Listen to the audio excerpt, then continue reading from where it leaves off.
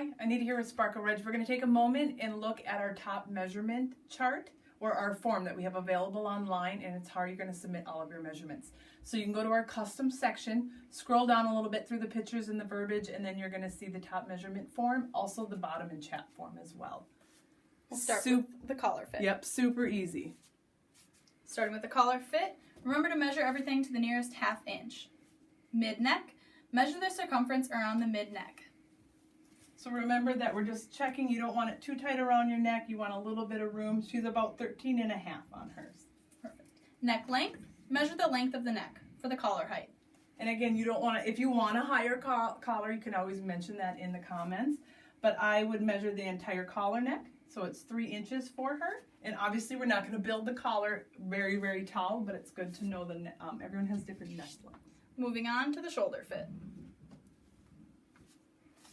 Remember to measure to the nearest ½ inch. With the collar, remember to stand with your feet hip width apart and measure to the nearest ½ inch. From the collar to the shoulder, measure the distance from the base of the neck on the side to the shoulder where the sleeve seam will be. I'm going to drop her shoulder down. So she is around 5 for her shoulder.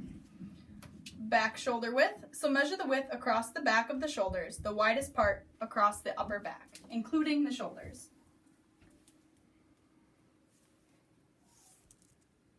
She is 15 across her back. Moving down, back pit to pit. So measure the width across the back from the armpit crease to the armpit crease. Same, 15. Moving on to the bust fit. Remember to measure to the nearest ½ inch. Chest. So measure the circumference of the chest under the armpits, above the breasts, with arms relaxed at sides.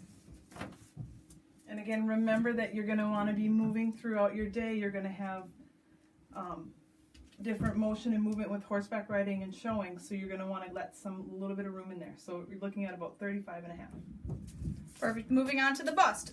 Measure the circumference of the bust around the biggest part of the chest, with the arms relaxed at sides. So this is at the largest curve, or around that apex, or it would be that nipple point, the biggest point of the bust, which would be 36 and a half.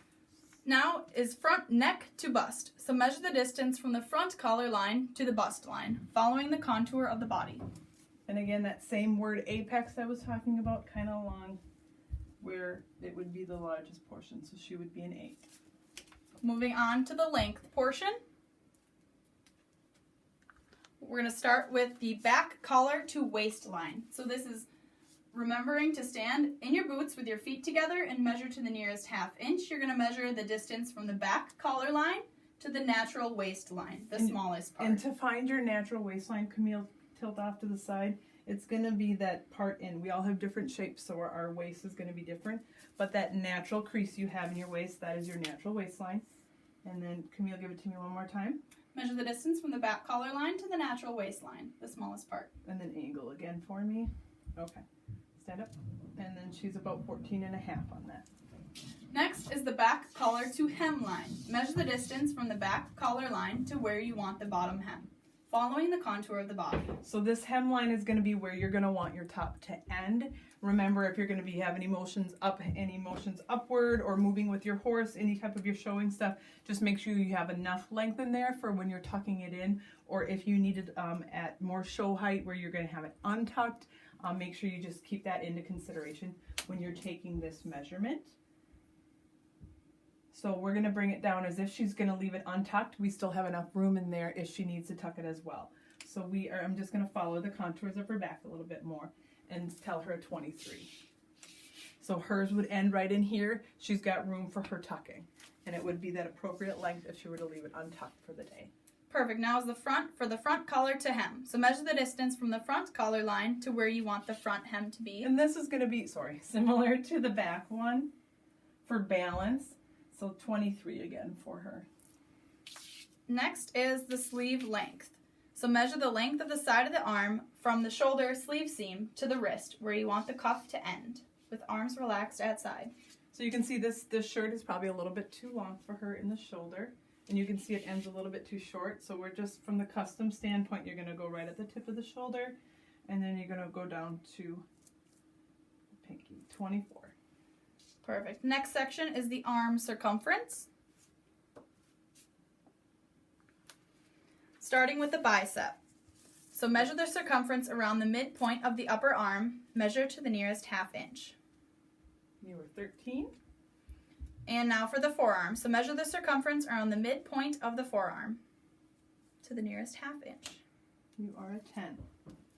Next is the wrist. So measure the circumference around the smallest part of the wrist. A 7. Moving on to the next portion with the waist and hip circumference. Now remember to stand again in your boots with your feet together and measure to the nearest ½ inch. So for the waistline, measure around the smallest part of the natural waistline. Give me that. Measure to Bend over to the side again. Okay, yep. I was showing it as well. So she is 29 and a half. And I have a fitted measurement on her. I'm not tight. I'm not super loose. So we will be adding a little ease in there. So it's just a nice comfortable circumference on her. And the final measurement will be the high hip. So measure the circumference around the hip bones, standing with feet together. So I'm going to pivot her a little bit. And you want to make sure you get the curve. Otherwise there can be fit issues. So you want to get the biggest curve around the hip, the biggest circumference around the glute. And then it's definitely, you don't want to be too low or too high as to where your jacket is going to be landing. So remember, we measured her down to a 23. It was right in this area. So, and it's matching up with her largest circumference. So we're looking at a 37 and a half. Perfect. And then you just click submit and a copy of your responses will be emailed. We're actually going to throw in one more here and do the circumference for the Leo. So we have the crotch depth, I guess you would call it. So from the front all the way down, actually this is a reversal. We'll do this one first. So hand her the tape, because you're going to hold it right at, you know where the seams meet on your jeans? That's where you're going to hold it. And then you're going to measure up to the neck, which hers is 27 and a half. Or the second one is where it goes through and you get a full seam to seam, and hers is 58 and a half. So easy to plug those numbers in, hit submit, check out sparkleridge.com and purchase a shirt today.